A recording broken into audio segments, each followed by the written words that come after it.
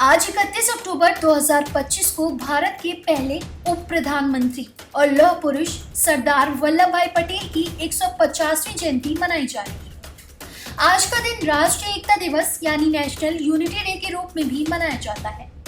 बता दें कि सरदार पटेल एक ऐसे नेता थे जिन्होंने केवल अपनी इच्छा शक्ति और राजनीतिक बुद्धि के बल पर 562 रियासतों को एकजुट कर भारत को टूटने से बचाया था। यही कारण है कि उनके मजबूत नेतृत्व की वजह से उन्हें लौह पुरुष भी कहा गया।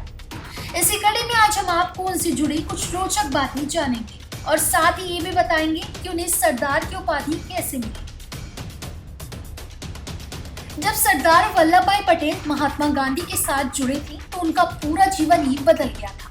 वे गांधी जी के विचारों से इतना प्रभावित हो गए थे कि उन्होंने अपना सारा जीवन देश सेवा के लिए समर्पित कर दिया था। सरदार वल्लभ भाई पटेल ने देश की स्वतंत्रता की लड़ाई में जनता को एकजुट किया था और ब्रिटिश शासन के खिलाफ एकता का संदेश लोगों के बीच फैलाया था।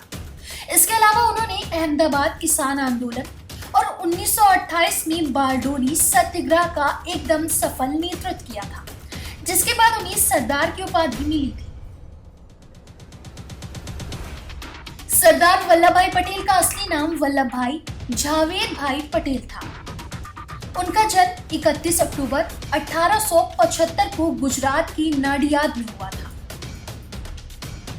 स्वतंत्रता मिलने के बाद सरदार वल्लभ भाई पटेल देश के पहले गृह मंत्री और उप प्रधानमंत्री बने थे। उन्होंने कड़े संघर्ष के बाद हैदराबाद, जूनागढ़ और कश्मीर जैसी 562 रियासतों को जोड़कर देश को अखंड भारत बनाया था। इसी के बाद उन्हें आयरन मैन ऑफ इंडिया की उपाधि मिली थी। वहीं सरदार वल्लभ भाई पटेल के कुछ अनमोल विचार हैं, जैसे भले ही हम हजारों की संपत्ति खो दें और हमारा जीवन बलिदान हो जाए, हमें मुस्कुराते रहना चाहिए और ईश्वर और सत्य में अपना विश्वास बनाए रखना चाहिए। दूसरा ये कि संस्कृति समझबूझ कर शांति पर रची गई है। मरना होगा तो वे अपने पापों से मरेंगे। जो काम प्रेम शांति से होता है वह वैरभाव से नहीं होता है।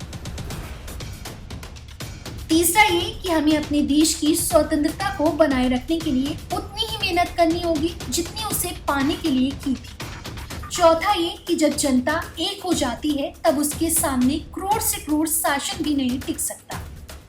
अंततः जात पात के ऊंच नीच के भेदभाव को भुलाकर सब एक हो जाएंगे। और पांचवा ये कि मनुष्य को ठंडा रहना चाहिए, क्रोध नहीं करना चाहिए। लोहा भले ही गर्म हो जाए, हथौड़े को तो ठंडा ही रहना चाहिए, अन्यथा ये स्वयं अपना हत्था जला डालेगा।